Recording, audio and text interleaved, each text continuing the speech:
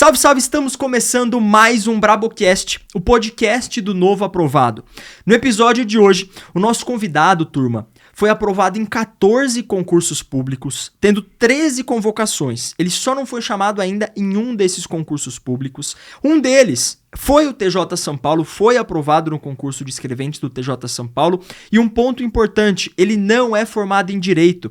Muitos de vocês falam, pô, mas eu preciso ter formação em Direito para passar em concurso público do TJ? Turma, não. E a resposta tá aqui na minha frente. Marco Aurélio, um dos alunos da Brabo Concurso. Seja muito bem-vindo, Marco. Olá, Ivan, tudo bem? Espero que todos estejam bem por aí também. É um prazer estar aqui com vocês nesse podcast.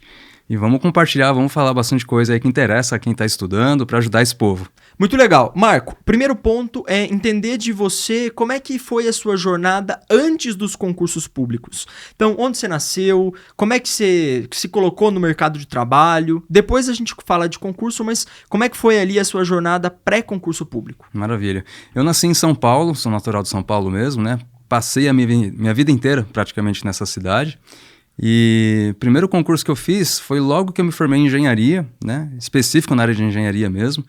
Eu fiz ali não só um, mas acho que uns 3 ou 4 concursos, e para um deles eu estudei com bastante foco, bastante disciplina, dentro do que eu podia, sem método, né? Mas consegui a aprovação ali já em primeiro lugar, porque eu realmente estava muito determinado a passar naquele concurso e fiz tudo que eu pude para chegar nessa aprovação. Então, você fez engenharia. Fiz engenharia civil. Engenharia civil. E aí, por que você resolveu ir para esse mundo dos concursos? O que aconteceu? Você não conseguiu se colocar na engenharia ou você nunca quis trabalhar no mercado privado mesmo da engenharia? Por que você foi para concurso público? Ah, perfeito. Quando eu me formei, eu resolvi, um pouco antes de me formar, sair do estágio que eu estava para me dedicar à conclusão da minha faculdade, né, na época. Então, com isso, eu não fiquei empregado, né, nem como estagiário e nem com uma possibilidade de efetivação.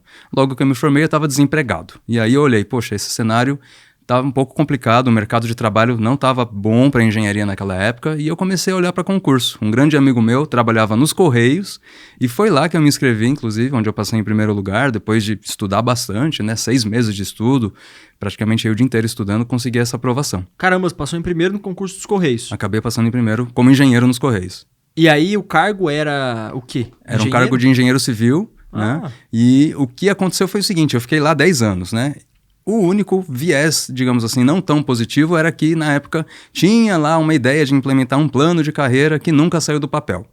Em resumo, 10 anos depois eu estava ganhando o mesmo salário e aquilo começou a me desanimar um pouco. E aí, como eu não era pai ainda, não tinha filhos, não estava casado, não tinha dívida com compra de imóvel nem nada, eu falei, acho que eu vou arriscar. Aí eu resolvi sair para fazer outras coisas. Entendi. E aí, quando você passou, por exemplo, no TJ São Paulo, você já era pai, já estava casado? Ah, já. E como é que foi a sua rotina de estudo conciliando família com estudo? Porque muita gente que está assistindo tem família, né? Filho, esposa, e aí sente um pouco aquela pressão. Putz, será que eu tô deixando meu filho muito de lado? Será que eu tô passando pouco tempo com ele?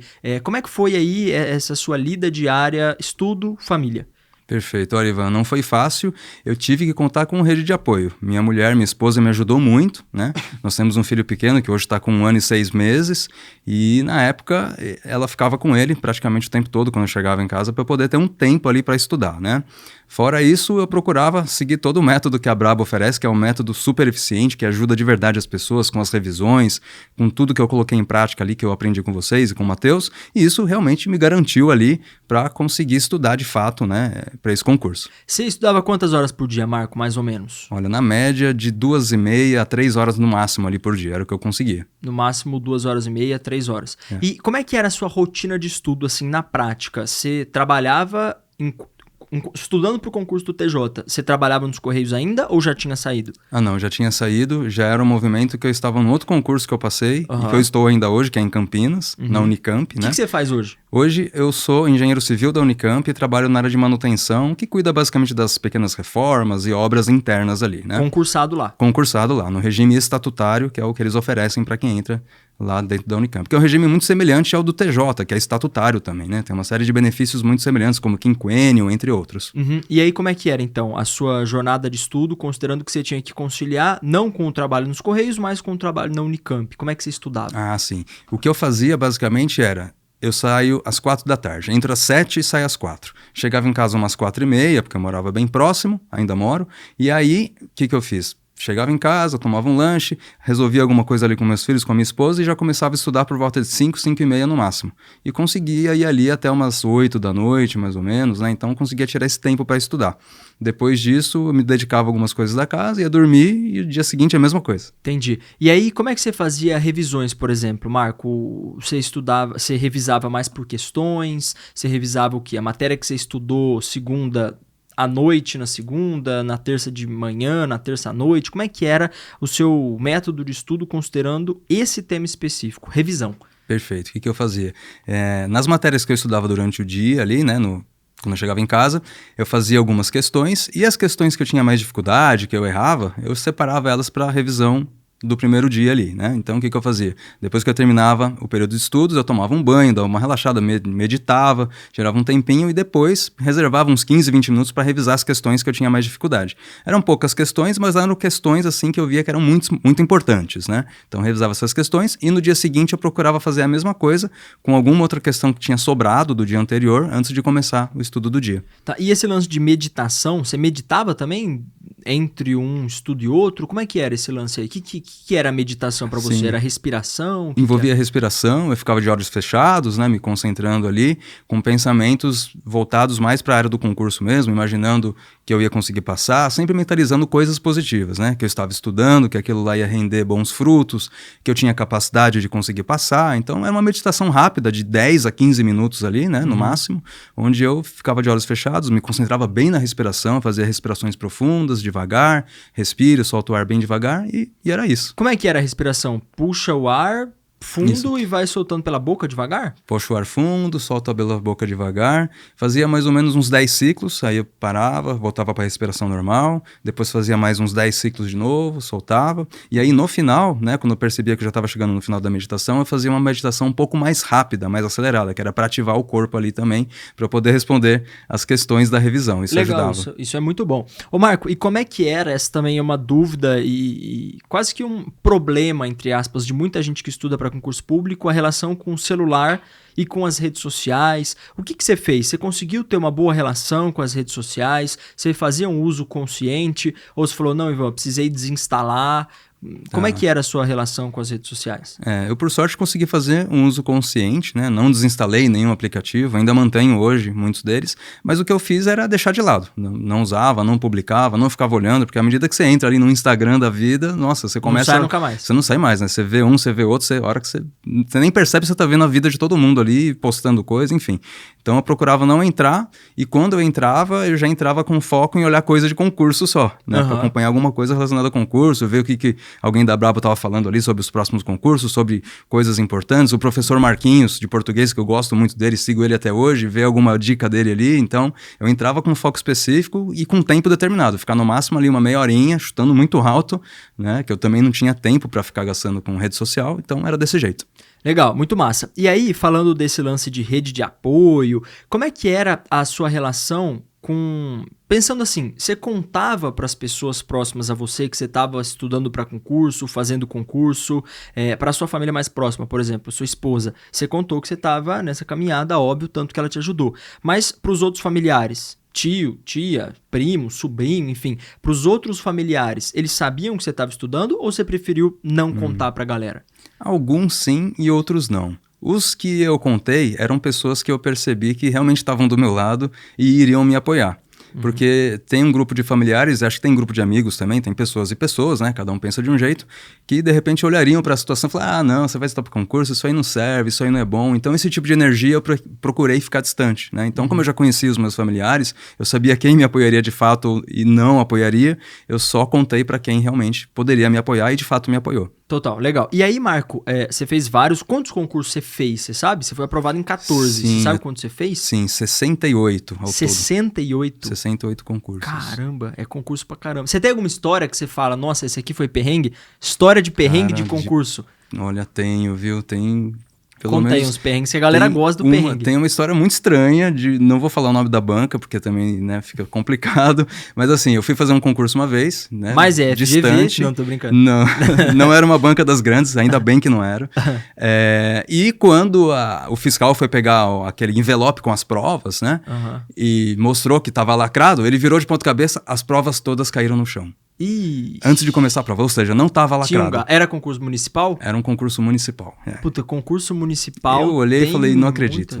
Aí ninguém falou nada, eu falei, putz, o que eu vou falar aqui, né? Vou me rebelar aqui no meio de tudo. Fiquei quieto também, fiz a prova. Engraçado, Ivan, que nesse concurso eu me preparei bem. Olha que curioso, foi um dos concursos que eu tive a nota mais alta. Eu fiquei com 90 pontos, né? 90% de aproveitamento. Alto. E junto comigo ficaram mais 9 pessoas com 90 pontos também. Caramba. E, enfim, não fui convocado para esse concurso. Se eu tivesse sido convocado, acho que eu não iria assumir em função do local que eu tô hoje, né? Que oferece melhores condições. Mas foi um concurso mais estranho que eu fiz até hoje, em termos de... Tava aberto, então, o envelope. Tava... Eu acho que... Eu já ouvi muita história de concurso municipal. Eu nunca ouvi história de concurso federal acontecer isso, de envelope aberto. Estadual também não. Inclusive, se você já ouviu alguma história estranha desse tipo de concurso público, deixa aqui nos comentários. Eu nunca ouvi, mas municipal eu já ouvi muita coisa. Principalmente cidade pequena. Porque, enfim, a gente teve já alguns problemas. Falando nesse lance, eu vou até te perguntar... Eu não sei se você viu a nova lei dos concursos públicos. Qual que é o ponto que eu acho que é mais polêmico e queria ouvir a sua opinião? A nova lei dos concursos públicos, eu não sei se vocês que estão assistindo aqui já ouviram, ela autoriza, tem um artigo lá que fala assim, ó, é autorizada a realização de concurso público de provas parcialmente ou totalmente online. Vou dar a minha opinião, quero saber a opinião do Marco. Provas ou concurso público parcialmente online, sou super a favor. Por exemplo, inscrição em concurso público. Faz muito sentido ser online. Eu não preciso ir lá na porta da banca e falar, oi, quero me inscrever no concurso. Não precisa. Etapa de recurso. Faz muito sentido ser online. Você vai lá, não precisa ir na porta da banca com um papel, quero recorrer dessa questão. Não, você faz online o seu recurso, beleza.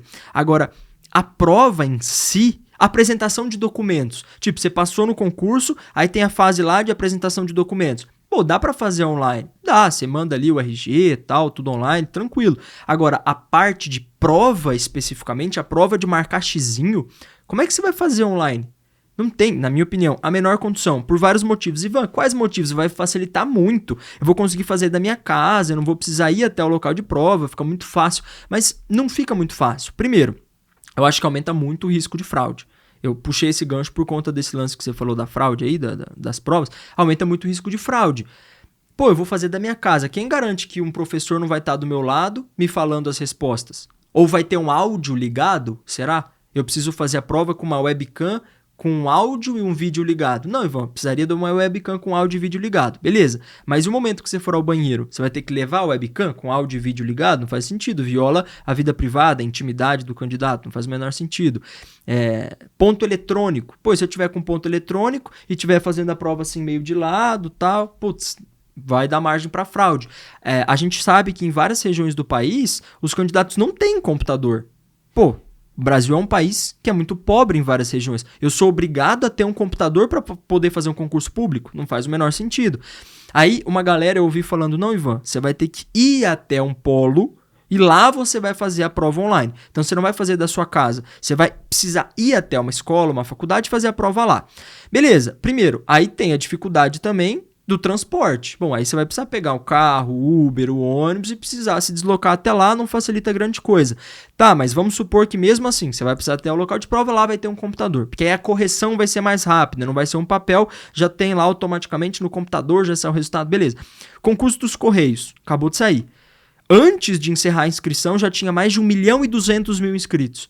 A gente vai precisar de mais de 1.200.000 computadores, porque os candidatos têm que fazer a prova ao mesmo tempo, senão viola a isonomia. O Marco vai fazer a prova antes de mim, eu vou fazer depois, eu vou ter mais tempo para estudar. Então, não faz sentido, os candidatos têm que fazer a prova ao mesmo tempo. A gente vai precisar de 1.200.000 computadores ligados ao mesmo tempo fazendo a prova. Eu acho bem inviável, mas quero saber a sua opinião. O que você acha desse lance das provas online? Maravilha, Ivan. Olha, a princípio, indo direto e reto ao ponto, eu sou contra, né, essa visão de fazer prova online. Enfim, eu acho que são muitos elementos que mais complicam do que ajudam ou beneficiam de algum jeito ou garantem uma isonomia do processo, né? A gente sabe que é difícil. Partindo do princípio de que o aluno realmente ele estudou, ele fez a parte dele direitinho e né, não vai tentar burlar nada ali para fazer a prova, mesmo assim eu acho que fica complicado. E se tem uma intermitência no sinal da internet, cai a internet, desconecta, precisa conectar de novo, será que ele vai perder a prova ou não? Enfim, eu acho que a própria lei, né, digamos assim, quem criou essa lei, acho que não imaginou, ou se imaginou, pensou pouco nisso, nas dificuldades que vão haver em tentar fazer esse sistema funcionar, né? Porque eu acho que vai ser muito difícil, pior até do que fazer a prova presencial, que é o que a gente está acostumado. Total. Pegando esses assuntos polêmicos, vamos fazer mais uma polêmica aqui. A gente teve a mudança do nível médio para superior nos tribunais federais. Lembrando que essa lei não atingiu os tribunais estaduais. Por exemplo, o concurso do TJ São Paulo é de nível médio, cargo de escrevente. Você é a favor ou contra essa mudança de escolaridade para nível superior no cargo de técnico? O que você acha? Cara, é uma discussão muito polêmica, né? Mas a princípio eu sou contra, né? Porque o que eu vejo, eles têm uma base salarial diferenciada, né? Para quem é técnico e para quem é analista, né? Então, eu acredito que o ideal seria, dentro do possível, manter o nível médio. Sabe por que eu também sou contra? Também dando minha opinião aqui, e quero saber a sua opinião. Deixa aqui nos comentários sobre esses dois temas polêmicos. Comenta aqui, eu quero saber a opinião de vocês. Por que eu sou completamente contra exigir nível superior para cargo de técnico? Porque o princípio do concurso público é a ampla concorrência. A gente precisa sempre colocar a maior quantidade de candidatos possíveis para selecionar os melhores. Beleza. Concurso público, por exemplo, para ser motorista, vamos supor, da Unicamp. Você vai fazer um concurso lá para ser motorista da Unicamp. Faz sentido eu colocar como critério ter uma CNH? Faz total sentido. Concurso para motorista, eu preciso ter CNH. É uma coisa lógica, óbvia, beleza? Agora, concurso para técnico do TRF. Faz sentido eu falar, não, quem tem nível superior pode ser em gastronomia, pode ser em teologia, pode ser em biologia. Aí pode fazer o concurso. Não tem nenhuma relação com o cargo, mas quem tem nível médio não pode. Na minha opinião, não faz o menor sentido. O que deve selecionar os candidatos é o concurso público e não o nível de escolaridade. O nível de escolaridade é um critério que, na minha opinião, deve ser exigido quando guarda relação com o cargo. Por exemplo, o critério de cobrar CNH para concurso de motorista. Faz sentido, guarda a relação com o cargo. Ótimo, beleza. Agora, faz sentido, por exemplo, eu colocar um critério. Escrevente do TJ São Paulo tem que ter mais de 1,80 de altura. Não faz o menor sentido, é um critério que não tem nenhuma relação com o cargo. Que para mim é o nível superior em cargo de técnico. Agora, vamos supor que seja um cargo de analista jurídico do Ministério Público. Faz sentido eu cobrar que o candidato tenha um conhecimento jurídico, que o candidato seja formado em direito, por exemplo. Um concurso para médico do Estado. Faz sentido que o candidato seja formado em medicina. Isso tranquilo. Agora, cargo de técnico. Exigir que ele tenha nível superior em qualquer área. Um cara que tem biologia pode fazer. Nada contra a biologia, mas não guarda nenhuma relação com cargo de técnico. Então, eu também sou completamente contra, concordo com você. Marco, vamos falar sobre TJ São Paulo. Você estava ali fazendo vários concursos públicos de engenharia em vários locais. Por que você falou, putz, TJ São Paulo é uma oportunidade, quero fazer esse concurso? Maravilha. Foi bem na época ali da pandemia, né, em 2021, quando eu conheci o Matheus Andrade, né, pelas redes sociais, e vi que tinha um trabalho bem sério dele, pelo que eu acompanhava ali do YouTube, das redes sociais dele, voltado para o TJ, né? E eu já tinha ouvido muitas pessoas da minha família que são interessadas em concurso falar que tribunal era um órgão muito bom para trabalhar, que valia a pena, né? Que tinha um bom salário, até para cargo de nível médio. Aí eu fui atrás e vi que o TJ era o que era, né? Que acho que, né, você confirma isso até melhor que eu, é o melhor cargo, acho que, de nível médio que tem para fazer, né? Um concurso excelente que chama muita gente. E a hora que eu vi aquilo e vi o Matheus Andrade falando com propriedade do assunto, que ele passou em primeiro lugar e tudo mais, eu falei, eu vou ter que entrar no esquema dele. Na época era 360, não era Brabo ainda, era uma outra empresa que ele tinha, mas era totalmente voltado pro TJ. Eu falei, eu vou entrar nesse projeto aí. E aí eu comecei. Total. E aí, nessa época, você já tinha superior em engenharia? Já tinha. E aí, como é que você estudou? Como é que era o seu fluxo de estudo?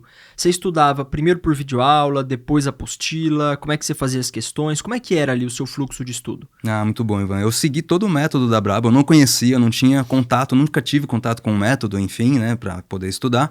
E eu passei a usar toda a metodologia do Matheus ali para poder absorver o conteúdo, né? Então, fazia as revisões. Eu conseguia ter, por sorte ou não, digamos assim, eu estava desempregado, né? Então eu tinha mais tempo para estudar, o que era bom, né? Só que eu também estava desesperado para passar em algum lugar porque eu precisava de emprego, né?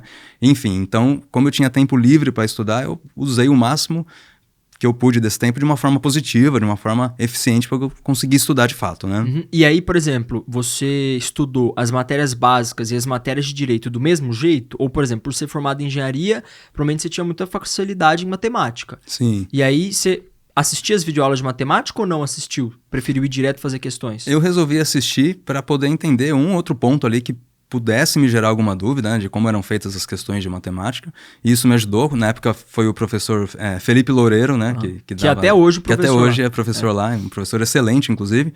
Enfim, e estudava matemática, mas de um jeito diferente do que direito, que eu não sabia nada, nunca tinha tido contato, né? Então eu assistia muitas videoaulas de direito e procurava ler bastante, fazer exercício, que foi me ajudando ali a adquirir esse conhecimento. Então, isso é um ponto interessante. Você não é formado em direito, e aí como é que você estudava então direito? Você ia para as videoaulas, aí beleza, assistia a videoaula. E o que você fazia depois? Você lia a apostila, ia fazer direto as questões? Como é que era na prática? Eu entendi que você começava pelas videoaulas, mas depois? Ah, perfeito. Depois das videoaulas, eu costumava pegar a apostila também para ler, né, o mesmo conteúdo relacionado à videoaula, e depois disso já partia para as questões, né? Tá. Isso me ajudava a entender ali algumas coisas, errava muito, aí eu pegava as questões que eu errava, colocava para revisão, para procurar reler aquele assunto, né, antes de revisar a questão, que eu digo revisar no sentido de refazer a questão, né? Porque a minha revisão era meramente ler a teoria de novo e depois anotar alguma coisa ali de cabeça que eu conseguia lembrar. Tá, então a sua revisão, você acha, né, que uma boa técnica de revisão das matérias de direito é fazendo questões. Isso. E aí você anotava, por exemplo, as questões que você errava para refazer depois ou não? Anotava todas, né? Eu fazia uma marca na questão, né? Quando eu errava, eu via ali, conferia o gabarito, via que estava errado e colocava para revisão. E no primeiro TJ que você fez, você passou ou não? Você fez 2021, Não. Fez 2023, como é que foi? Primeiro TJ 2021, eu fiquei por 2 pontos da nota de corte. A gente falou com o Rafael há alguns episódios atrás e ele ficou por 1 ponto. Olha isso. E você ficou por 2 pontos no primeiro TJ que você fez. É o lance de acumular bagagem, né? TJ é concurso de acumular bagagem. Você reprova em um, mas você constrói bagagem para passar no outro. Então, ficou por 2 pontos no primeiro TJ, que foi em 2021. Isso, foi 2021. Tá. E aí depois desse eu fui pro de 2023, né, onde aí sim eu consegui a aprovação, né? Passei dentro ali da nota de corte e aí sim consegui. Você ficou com quantos pontos no de 2023? 2023, vamos ver se eu lembro aqui. Eu fiquei na casa dos 70. Como eu me inscrevi para cotas na época, eu fiquei na casa dos 75 ou 76, por aí. Fez 68 concursos, não vai lembrar a nota de todos os concursos que você fez. Beleza, aí você passou no concurso 2023 e passou ao mesmo tempo ali nos concursos de engenharia. Isso, exatamente. Em paralelo, né, tava fazendo de engenharia e passei em alguns ali na minha área de formação. Como é que foi a prova de digitação para você do TJ? Me conta aí o dia da prova de digitação, como é que foi sua preparação, o que você sentiu ali na hora, ficou nervoso, ficou ansioso, foi mais tranquilo? Como é que foi digitação do TJ São Paulo? Ivan, curiosamente, eu não fui para digitação em 2023 do TJ, né? O que houve aqui na fase de heteroidentificação acabou caindo numa data, né? Esse procedimento, essa etapa do concurso que eu não consegui sair de Campinas e vir para São Paulo para participar. Então, eu falei, você não teve vai um dar. compromisso e não conseguiu Isso, fazer a tive um heteroidentificação. compromisso. Isso, exatamente. E do MP, você fez digitação, não? Do MP não cheguei a fazer digitação em nenhum dos concursos, né, que tem essa etapa. Dos 14 concursos que você passou, qual deles você achou mais difícil? Você falou, Ivan, esse aqui foi complicado, tipo, assim, totalmente diferente dos outros. Olha, foi o da Unicamp onde eu tô hoje, porque além da prova objetiva, teve a prova dissertativa, né? Então foi um desafio a mais. Eu não tô acostumado a fazer concurso com prova dissertativa, nunca estive, mas falei, vamos encarar. E foi numa época esse concurso que já estava na pandemia. Quando abriu o edital, ainda não tinha estourado a pandemia. Aí o concurso foi prorrogado, e aí depois que começou a ter condições ali de fazer a prova, eles deixaram fazer a prova, agendaram a data da prova, e eu tava morando em São Paulo ainda, fui de viagem até Campinas para fazer essa prova. Caramba, que legal. Então, hoje é o concurso que você tá lá no Unicamp. Quanto tempo você tá lá? Isso, 2 anos. Já tá há 2 anos lá. 2 anos. E é estatutário, tem estabilidade, né? 3 anos, né? Assim como o TJ. Depois de 3 anos. Eu ainda tô em estágio probatório. Tem mais 1 ano aí pela frente até eu atingir estabilidade. Massa, legal. E Marco, o lance agora que eu quero entender é a sua notícia para sua esposa quando você passou no seu primeiro concurso público. Como é que você descobriu e qual foi a reação dela? Foi muito interessante. Na verdade, a notícia que eu dei primeiro para ela foi de um outro concurso, antes de ir para Campinas, né? Que eu tava ali naquela correria, estudando que nem doido, sem trabalhar ainda, e me chamaram em Santana de Parnaíba, um município bem próximo a São Paulo aqui, pertinho de Barueri, né? Entrei como engenheiro lá também, e me convocaram, né? E eu lembro que a gente tinha combinado de se ver, e foi numa sexta-feira, e na sexta-feira eu recebi um e-mail me convocando, um pouco antes de ir para casa dela. Aí a hora que eu chego lá, Aí ela percebe que eu tô todo alegre, com um sorriso no rosto, né? Não sei o quê. Mas o que aconteceu? Por que você tá assim? Fala, não, tem uma surpresa boa, você nem tá sabendo. Fala, o quê? Fala logo. Ganhei na loteria. Ela achando que era uma outra coisa. Aí eu falei, não, eu passei no concurso. Eu falei, o quê? Você passou? Ela ficou muito feliz, né? A gente realmente comemorou ali. A gente já ia sair pra jantar, a gente jantou e comemorou esse fato de eu ter passado, ter sido convocado, né? Na verdade, pra assumir um cargo. E você me contou uma história curiosa. Dos 14 concursos que você passou, 13 você foi convocado. Isso. Você foi chamado. 13 eu recebi convocação. E o que você não foi, qual foi, em qual posição você ficou e por que você acha que você não foi convocado? Um concurso que eu não fui convocado desses 14 foi de Itatiba, né? Uma autarquia, um órgão lá de uma faculdade, na verdade, que é de Santo André. Municipal também, concurso municipal. É um concurso municipal, sim. E aí o que houve foi, primeiro, era cadastro de reserva, né? Eram poucas pessoas fazendo esse concurso, que ele não foi muito divulgado, né? Eu acabei passando em primeiro lugar. Era um cargo de nível superior, mas aqueles cargos genéricos, sabe? Analista, lembrei, analista administrativo, né? Tem técnico administrativo e tinha um analista administrativo. Você passou em primeiro? Passei em primeiro lugar.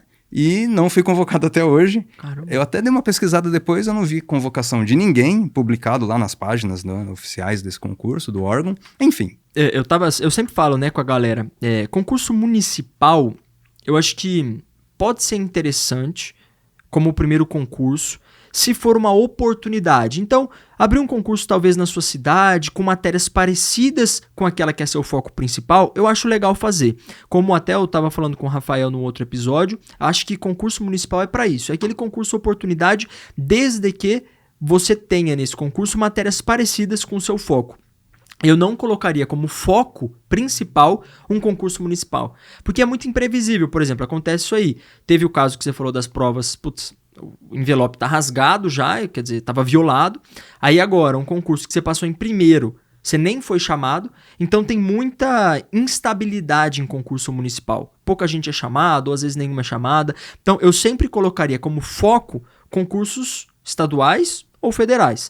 Principalmente concursos que saem com uma frequência muito alta, por exemplo, como é o TJ São Paulo. Sai praticamente todo ano, 2023 a gente teve 2 TJs, então o seu foco sempre foi concurso estadual e federal e você usava os municipais como uma oportunidade, foi isso? Isso, basicamente isso, né? Os municipais me atraíam muito pela praticidade. Às vezes era uma cidade muito próxima. Eu falei, vou lá fazer. Às vezes não tinha intenção real de assumir aquele cargo, né? Por exemplo, onde eu fiquei em Santana de Parnaíba, eu fui porque realmente não tinha opção, né? Tava desempregado, eu falei, vou pegar esse aqui até que um outro com melhores condições me chamem, né? E foi o que de fato aconteceu. Hoje eu estou num órgão estadual, né? A Unicamp é estadual, assim como a USP, assim como a Unesp, né? Que são faculdades aí que também oferecem concursos. E como é que é a demanda de trabalho lá na Unicamp? É alta? É uma demanda alta. Eu estou na área de manutenção predial, então a gente tem que fazer reforma de praticamente todos os prédios que têm algum tipo de problema. Não só problemas de vazamento, mas problemas com reforma de piso, telhado, entre outros elementos construtivos, né? Como a Unicamp é uma universidade muito antiga, vem desde a década de 60, então realmente ali demanda bastante trabalho. E tem algum benefício que você fala, cara, mas esse benefício aqui é meio incomum ou não? Os benefícios são os de concurso público são normal. São os de concurso normal. Quinquênio, tem licença-prêmio ou não? Tem licença-prêmio também. O que a gente tem abono, que a gente tem 5 abonos por ano, né? Onde a gente pode combinar com a chefia, preciso dessa data livre para resolver um problema pessoal, particular.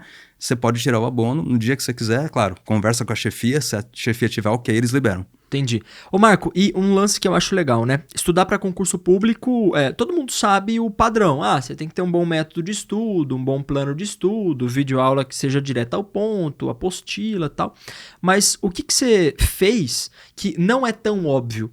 Alguma coisa que ao longo da sua jornada de estudo você fazia e que não tem tanto a ver com essas coisas óbvias que todo mundo que estuda para concurso público faz, mas que te ajudou na sua jornada?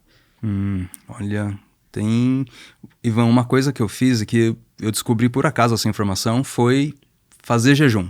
Porque eu era muito ansioso e a minha ansiedade me prejudicava demais, ainda na fase que eu estava desempregado, estudando pro TJ, né, de 2021. E eu, vários dias da semana, não conseguia dormir, acordava com sono e isso me atrapalhava muito para render nos estudos, né? Imagina, estudar com sono realmente é complicado, isso me atrapalhava. Passei a adotar o jejum intermitente, que eu aprendi com o Matheus num curso de PDF que eu fiz com ele, né? De produtividade, disciplina e foco. Ele sugeriu, faz jejum intermitente que vai ajudar. Cara, foi batata. Eu comecei a fazer o jejum intermitente, que era basicamente assim, parava de comer 6 da tarde, então eu jantava às 6 da tarde, e eu ia tomar café da manhã às 6 da manhã, depois de 6 da manhã no dia seguinte. Então eu ficava 12 horas sem comer nada, né? Tomava uma água, claro, isso não tem problema, mas a alimentação em si, sólidos, eu ficava sem comer totalmente depois das 6. E isso eliminou de vez o meu problema com insônia. Caramba, legal. Então você melhorou a qualidade do seu sono e, consequentemente, dos seus estudos, fazendo essa última refeição mais cedo. Exato. E você comia leve à noite, assim, ou 6 sim. horas? Comia leve. Além de comer só até às 6 da tarde, né? Eu comia metade do que eu comia no almoço. Entendi. Né? Nunca deixava uma quantidade muito grande. Carne, não comia nenhum tipo de carne. Alimentos pesados, né? De digestão mais lenta, eu evitava totalmente.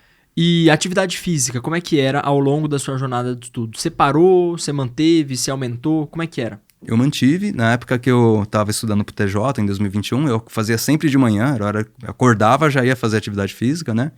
E atualmente eu procuro manter do mesmo jeito. De manhã, ali eu acordo cedinho. Como eu entro às 7 da manhã, tenho que acordar bem cedo. Eu acordo 4h50 da manhã, já vou fazer um esporte. Acordo todo dia, antes das 5. Tá escuro ainda? Tá escuro, Eu saio pra fazer caminhada, saio pra dar uma volta na rua, faço corrida e tal. E essa é a minha atividade que eu faço diariamente. Massa. Ô Marco, uma galera também me manda essa dúvida. Ivan, eu tô muito velho pra concurso público. Aí eu vou ver a galera tem tipo 35 anos, 40 anos.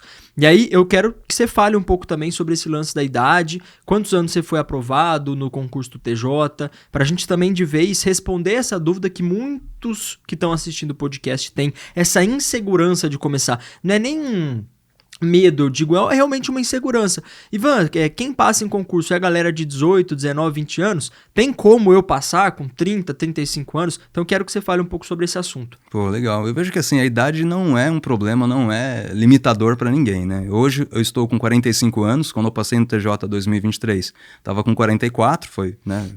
Tá aí recente, então eu vejo que assim, desde que você realmente queira, né? As pessoas estejam a fim de passar, queiram se dedicar a estudar, a gente tem como passar, independente da idade. Total. E, Marco, qual que é o plano daqui pra frente? Você tá lá como engenheiro da Unicamp, um cargo super legal. Você pensa em ficar lá durante muito tempo? Você ainda estuda para concurso público? Ou você acha que, não, tô feliz aqui, eu tô ocupando um cargo que eu gostaria, na minha área de formação, que também é um negócio muito legal, né? Trabalhar na mesma área de formação. Então, quais são os planos pro futuro? O que você pensa? Maravilha. Hoje, né, no cenário atual, eu penso em ficar onde eu tô, né?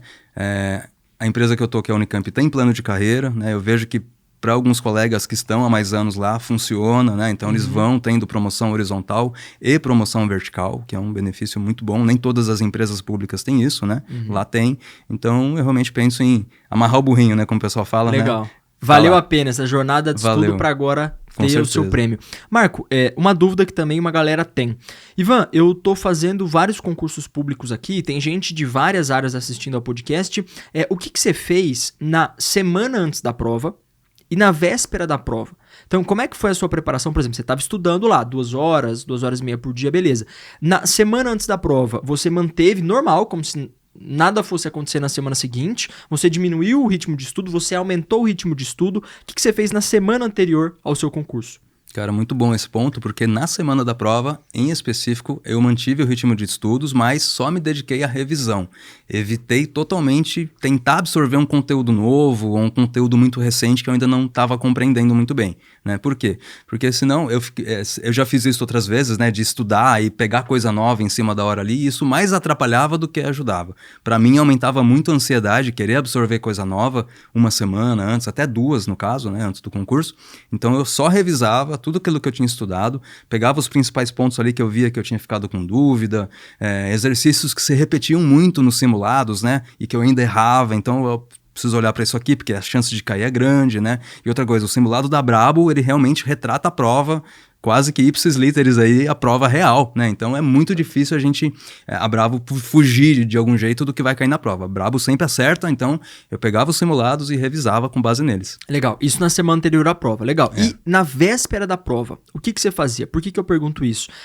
Não existe certo e errado em alguns pontos na véspera da prova. Por exemplo, tem gente que prefere ir ao cinema, ir ao parque, caminhar, ir à praia, enfim, dependendo da cidade, então ficar mais relaxado, tirar a cabeça um pouco dos estudos. Tem gente que prefere focar nos estudos e manter a rotina de estudo na véspera da prova. Isso, qualquer um dos dois tá certo, depende do perfil do candidato e eu quero entender qual que era o seu perfil. Agora, o que tá errado e que eu vejo gente fazendo é fazer simulado na véspera da prova. E por que eu falo que tá errado? É uma energia que você gasta muito grande e chega desgastado no domingo. Então, a galera faz simulado sábado e fica o dia inteiro fazendo simulado. Fica cansado. No domingo, você vai ter que refazer a prova, que é como se fosse um outro simulado. Então, você fica muito cansado, desgastado. Então, minha dica, não faça simulado na véspera da prova. Você pode fazer na semana anterior à prova. Mas na véspera, não faça simulado. Mas o que você fez na véspera do seu concurso? Legal, Ivan. Nesse aspecto, eu sou da turma que relaxava, procurava descansar. Às vezes eu ia para um parque, ficava ali só olhando a natureza, olhando os pássaros, né? Procurava relaxar realmente, né? Evitar revisão. Para mim, na última hora, nunca funcionou muito bem a revisão. Mas tem gente que faz, né? Legal. E você tinha alguma estratégia de chute na prova? Olha, de chute, o que eu costumava fazer? Claro, sobravam algumas questões ali que eu de fato não conseguia responder. E eu falei, vou ter que chutar isso aqui. E aí, cara, olha, estratégia de chute, o que eu procurava fazer de fato era olhar mais ou menos com base na grande maioria das que eu tinha respondido, né? Se eu tinha respondido muito A, muito B, muito C, por exemplo, tinha muito pouco D e E, né?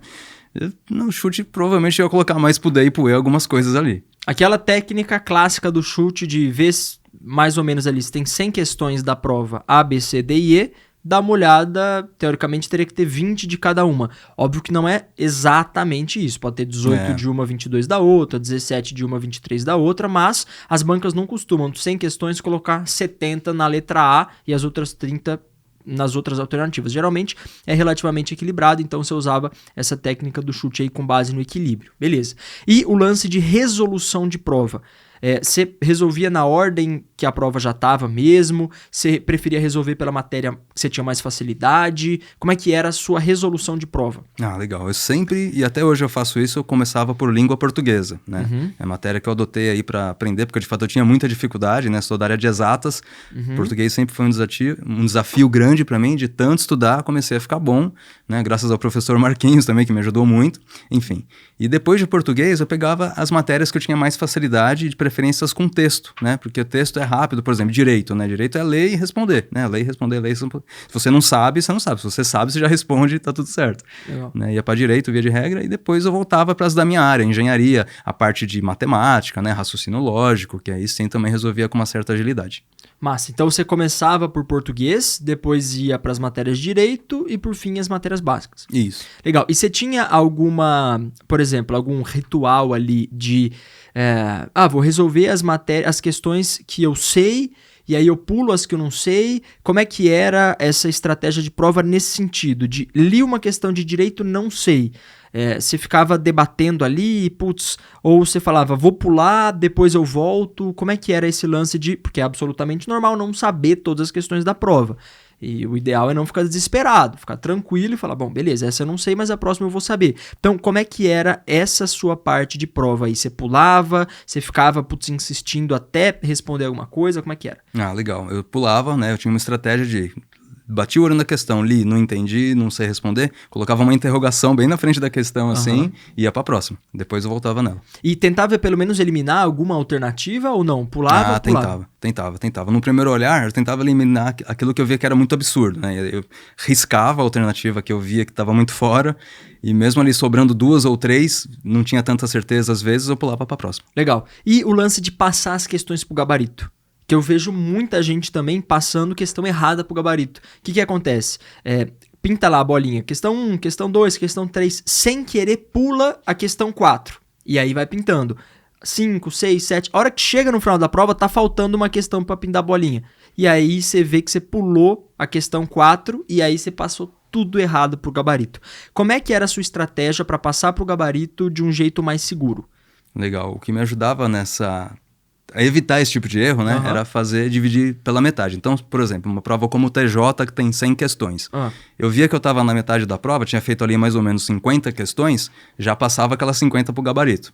né? Legal. E aí passava com calma, ia de 5 em 5 ali, olhando, por exemplo, uma sequência, né? B, C, D, A, e sei lá, e C de novo. Aí eu passava, olhava, conferia, e ia pra próxima sequência de 5 em 5 ali, pra também evitar pular, evitar, né, preencher errado e tudo mais. Legal. E, por sorte, nunca errei, né, preencher o gabarito, Caramba. nunca tive esse problema. Que bom, então você ia dividindo em bloco, de 5 em Isso, 5. Então de uma 5 em dica 5. legal pra galera também. E a dica que eu achei, a melhor dica, você fazia metade da prova, passava pro gabarito e depois fazia a outra metade. E depois outra metade. Porque eu vou contar uma coisa que aconteceu comigo. Num dos primeiros concursos que eu fiz na minha vida, eu resolvi toda a prova lá no caderno de prova, fui super bem. Eu acho que foi um dos melhores concursos que eu fui assim, nossa, eu sabia tudo. Sabe aquela prova que você faz tranquilo? Você bate o olho, pum, é essa, bate o olho. Fiz leve a prova, tranquilo.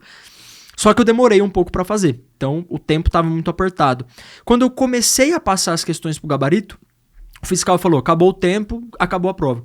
Então eu tive esse problema gigantesco, porque as respostas certas estavam no meu caderno de prova, mas eu não consegui passar pro gabarito. Então aquelas questões que eu tinha certeza que estavam certas, eu não consegui passar.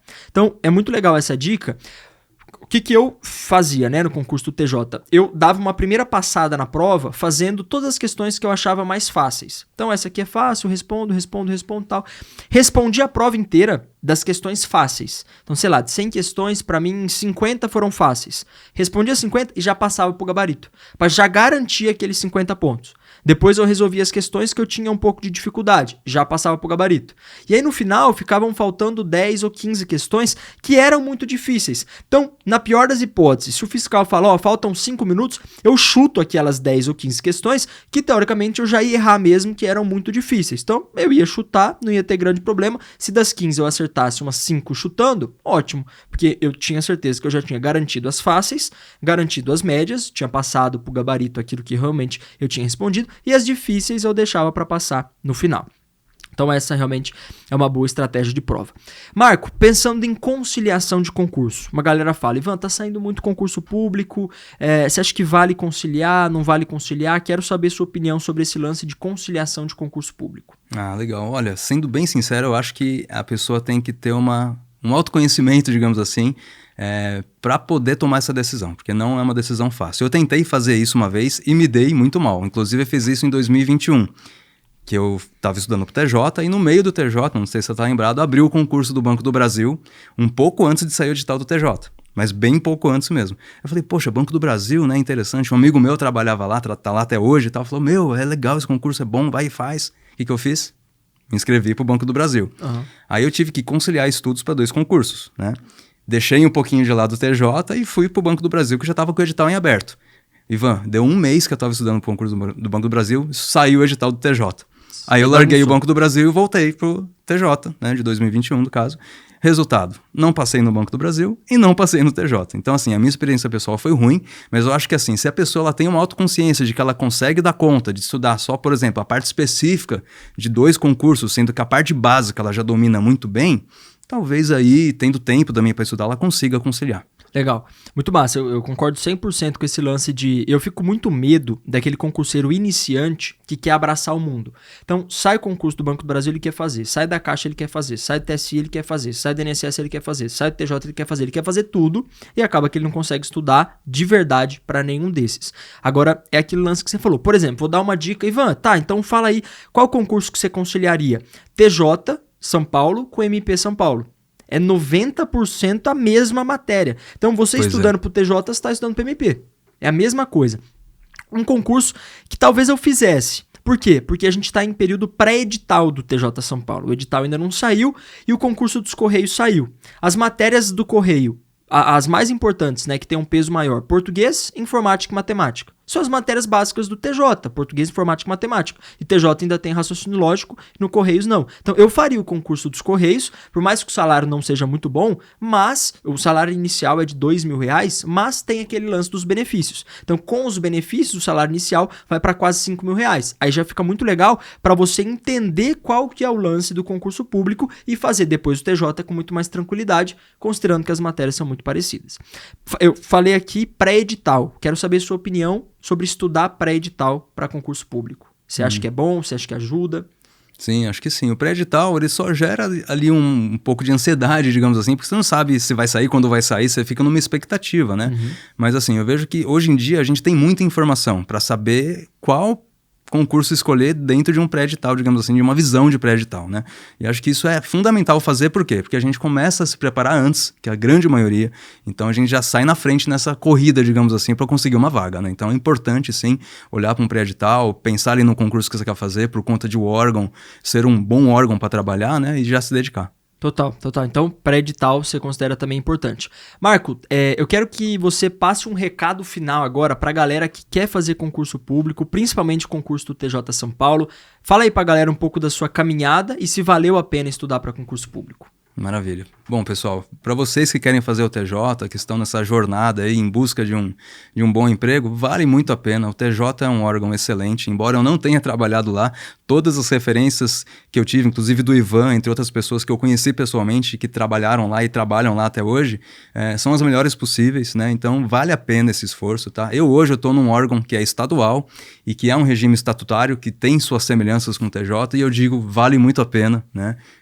Tanto é que a gente podendo ter essa possibilidade de estudar e passar e entrar e de repente fazer carreira num órgão, isso também é muito válido, né? Pensando no TJ no caso, as possibilidades são grandes, né? As pessoas se realizam e realmente um ponto fundamental é mudar de vida, né? Sair de repente de um emprego onde você não está satisfeito, ou então de uma situação que você está desempregado, né? Para passar aí, de fato, a ter uma remuneração, ter uma vida mais estável, e isso é incrível, é realmente muito bom. Muito massa. Marco, tem algum sonho que o concurso público te ajudou a realizar? Tem, com certeza. Qual Sonho era trocar de carro, né? Tinha um carrinho mais velho ali e tava dando problema, muito problema, inclusive com a parte mecânica principalmente. Graças a Deus hoje consegui realizar o sonho de trocar, né? Consegui pegar um carro zero, graças a Deus aí. Então, assim, concurso público abre portas, né? Não é só o financeiro, mas também a parte que não é financeira, mas que para mim foi um sonho de realização, é família, né? Hoje estou com a minha família junto comigo, com minha esposa, com meus filhos, então isso também é uma coisa que não tem preço, né? E não tem mesmo, e que também o concurso público ajuda. Muito massa. Então, tá aí o recado final do Marco. Estudem para concurso público, que realmente muda vidas, abre portas, realiza sonhos. E você que chegou até aqui no podcast, não esquece, se inscreve no canal para continuar recebendo essas histórias que inspiram, que motivam e que ajudam demais a se preparar para os próximos concursos públicos, que eu tenho certeza que muito em breve você será o próximo servidor público, a próxima servidora pública dos nossos órgãos aqui do Brasil. Não esquece, deixa o seu like se você gostou desse episódio e se inscreve no canal. Nos vemos numa próxima oportunidade. Até lá e tchau, tchau.